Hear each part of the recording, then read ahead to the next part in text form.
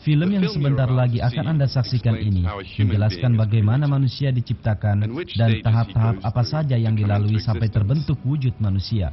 Film ini adalah tentang diri Anda.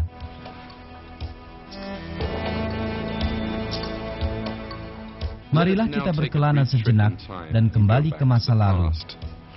Marilah kita menyelami sebuah kisah yang luar biasa yang penuh keajaiban.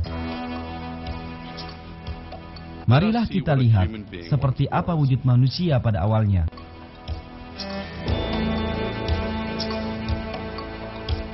Sel tunggal dalam rahim sang ibu. Sebuah wujud lemah yang membutuhkan perlindungan. Lebih kecil daripada sebutir garam. Anda juga pertama kalinya terdiri dari satu sel ini. Sebagaimana setiap orang di seluruh dunia ini. Kemudian sel ini membelah. Ada 2 sel sekarang. Lalu mereka membelah dan menjadi 4. Kemudian 8, selanjutnya 16. Sel-sel itu terus membelah. Pertama kali segumpal daging muncul. Kemudian gumpalan daging ini menjadi bentuk tertentu. Ia membentuk lengan, kaki, mata. Ia tumbuh 100 miliar kali lebih besar daripada sel awal dan 6 miliar lebih berat.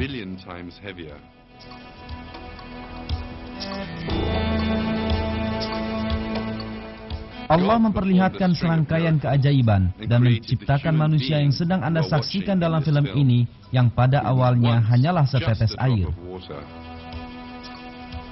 Dan Dia menyatakan kepada manusia bagaimana Dia menciptakannya dalam Al-Quran, sebagaimana ayat berikut. Apakah manusia mengira bahwa mereka akan dibiarkan begitu saja tanpa pertanggungan jawab? Bukankah dia dahulu setetes mani yang ditumpahkan ke dalam rahim? Kemudian mani itu menjadi segumpal darah. Lalu Allah menciptakannya dan menyempurnakannya. Lalu Allah menjadikan daripadanya sepasang lelaki dan perempuan. Bukankah Allah yang berbuat demikian berkuasa pula menghidupkan orang mati?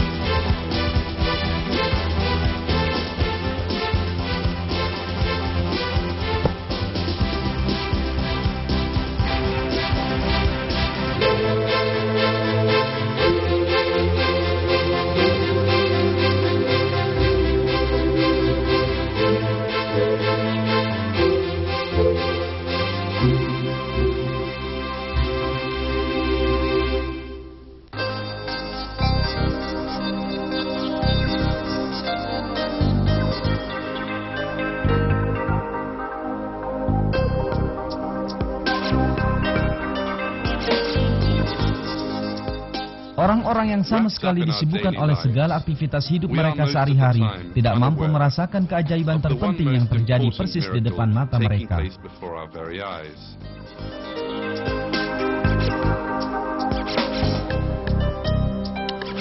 Keajaiban ini adalah keajaiban penciptaan dalam diri manusia. Keajaiban pertama dalam penciptaan ini berawal dari dalam tubuh seorang wanita, dalam organ yang disebut ovarium, dengan proses pematangan sebuah sel telur.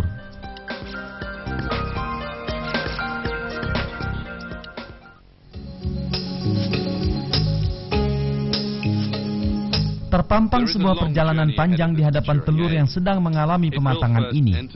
Ia pertama-tama akan memasuki organ yang disebut tuba fallopi, lalu berjalan melaluinya dengan menempuh jarak yang jauh hingga akhirnya sampai ke rahim sang ibu. Sesaat sebelum telur yang matang dilepaskan dari ovarium, tuba fallopi telah siap untuk menangkapnya.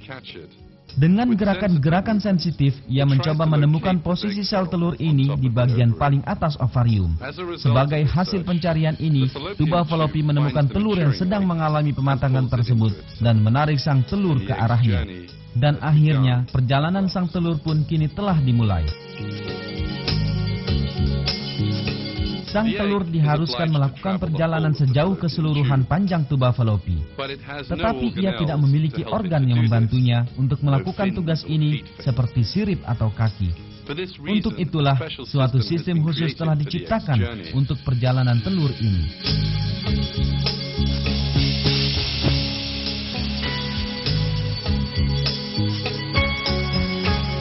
Miliaran sel pada permukaan bagian dalam tuba Fallopi telah ditugasi untuk memastikan bahwa sang telur berhasil mencapai rahim.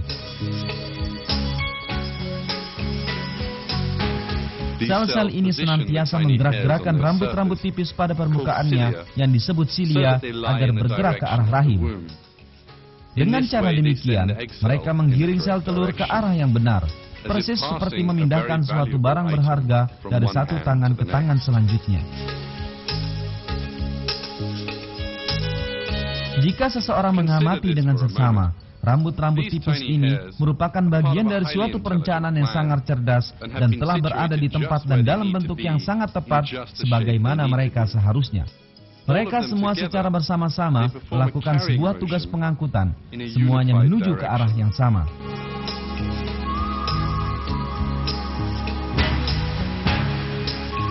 Jika salah satu bagian dari sel-sel tersebut tidak melaksanakan fungsinya, atau jika mereka melakukan tugas pengangkutan ini dengan arah yang berlainan, telur tersebut tidak akan mencapai tujuannya, dan kelahiran bayi tidak akan terjadi. Beruntung ciptaan Allah tidaklah bercacat, dan setiap sel melakukan tugas yang dibebankan padanya tanpa melakukan kesalahan. Dengan demikian, sel telur bergerak tanpa hambatan ke tempat yang secara khusus telah dipersiapkan untuknya, yaitu rahim sang ibu.